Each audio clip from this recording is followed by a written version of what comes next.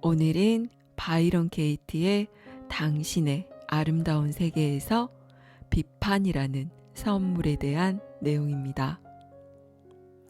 자기와 남이라는 것이 없음을 깨달으면 비판의 가치도 깨닫게 됩니다.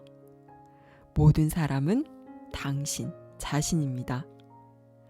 그러므로 비판은 언제나 당신 안에서 나옵니다. 당신이 당신에게 얘기하고 있는 것입니다. 만일 당신이 자기를 깨닫는 일에 관심이 있다면 비판은 당신이 받을 수 있는 최고의 선물입니다. 비판은 당신이 지금까지 자기에 관해 보지 못한 것을 보여주기 때문입니다. 내가 나에 관해 인정하지 못하는 것을 누가 내게 말해줄 수 있을까요? 만일 어떤 사람이 나에게 당신은 불친절해요 라고 말한다면 나는 고요해지고 내면으로 들어가서 아마 3초 안에 내가 불친절했던 경우를 찾아낼 수 있을 겁니다. 현재의 상황에서 찾을 수 없다면 이른바 과거의 어느 때에서라도. 또 어떤 사람은 당신은 거짓말쟁이에요 라고 말하면 나는 아 그래요 라고 생각할 것입니다. 왜냐하면 나는 그 말에 쉽게 동의할 수 있기 때문입니다. 혹은 내가 언제 거짓말했다고 생각하나요? 정말 알고 싶군요 라고 말할지도 모릅니다.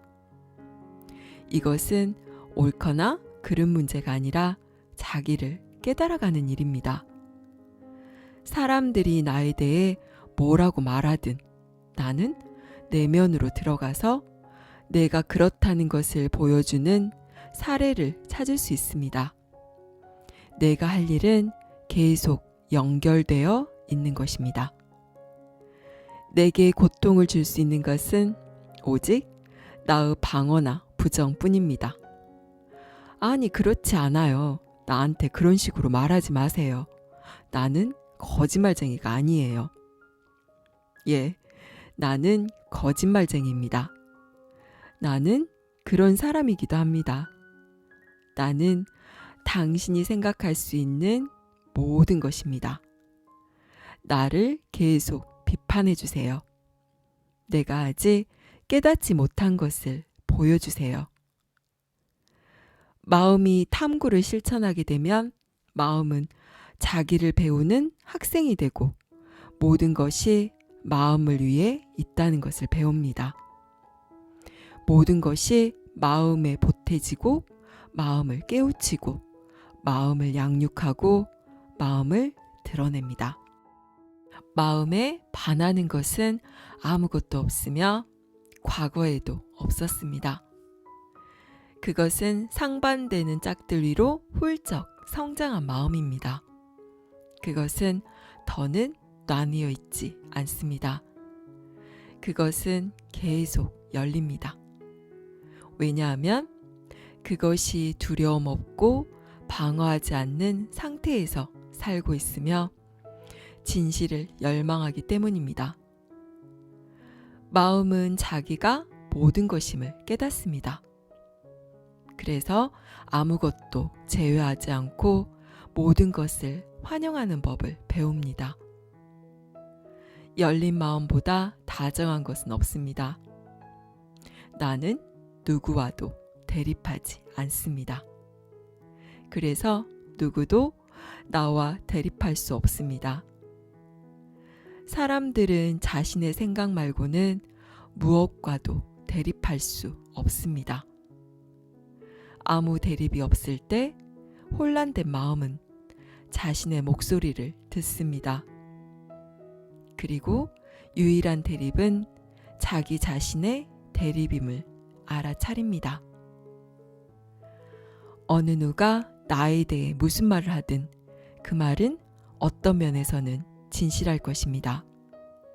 나는 내 몸이 완벽하다고 여기지만 어떤 사람들은 다르게 생각할 수도 있습니다. 몇 년 전에 어느 텔레비전 프로듀서가 바이런 KT 쇼라는 이름의 방송 프로그램을 제안했는데 내가 매주 다른 사람과 함께 작업을 하는 내용이었습니다. 나는 기뻤습니다. 그렇게 하려면 로스앤젤레스에 있는 스튜디오에서 많은 시간을 보내야 한다는 걸 알았지만 자기 탐구를 세상에 널리 알리는 훌륭한 방법이라고 생각했습니다. 그 프로듀서는 시험 삼아 몇 개의 견본을 녹화해서 방송사의 사장에게 가지고 갔습니다. 일주일 뒤 그는 실망한 표정으로 나를 찾아왔습니다. 방송사 사장은 내가 텔레비전에 출연하기에는 너무 늙고 뚱뚱하다면서 거절했다고 합니다. 나는 기뻤습니다. 그리고 이렇게 생각했습니다. 그가 옳을 수도 있어. 그는 전문가니까 참 잘된 일이야. 설령 어떤 사람이 나더러 살인자라고 해도 나는 그 말이 어떤 면에서 진실한지를 알 수 있습니다. 오래전 혼란에 빠져 있을 때 나는 어떤 사람이 죽어버리면 좋겠다고 생각한 적이 있습니다. 쥐도 여러 마리 죽였고 집안에 침입한 개미도 수백 마리나 쓸어버렸습니다. 이런 사례는 계속 될 수 있습니다. 내가 죽이지 않은 사람을 죽였다는 혐의로 사람들이 나를 가두면 나는 교도소에 갈 수 있고 사형까지 당할 수 있습니다. 내가 결국 잡혔다는 것을. 이 몸이 살인을 저지른 것은 아니지만 그런 범죄가 있었던 것은 사실임을 알면서 그렇다고 해서 내가 능력이 허락하는 한 가장 좋은 변호사를 고용하지 않겠다는 말은 아닙니다. 그러나 만일 유죄 판결을 받으면 나는 평온할 것입니다. 내가 저지르지 않은 범죄 때문에 교도소에 갇혀 앉아 있을 때 내가 여전히 현실과 다투는 지점이 있다면 나는 그것을 알게 될 것입니다. 만일 그때 나의 마음에 감사가 아닌 다른 것이 있다면 나는 나를 불편하게 하는 생각에 질문할 기회를 얻게 될 것입니다. 일어날 수 있는 최악의 일은 언제나 일어날 수 있는 최선의 일이라는 것이 밝혀집니다. 여기까지 바이런 KT의 당신의 아름다운 세계였습니다. 만일 누군가가 당신에게 당신은 거짓말쟁이에요 라고 말을 한다면 그 순간 당신 안에서는 어떤 생각과 감정이 올라오시나요? 또 누군가가 당신은 너무 못생겼고 뚱뚱해요 라고 말을 한다면 당신은 어떤 반응을 보일까요?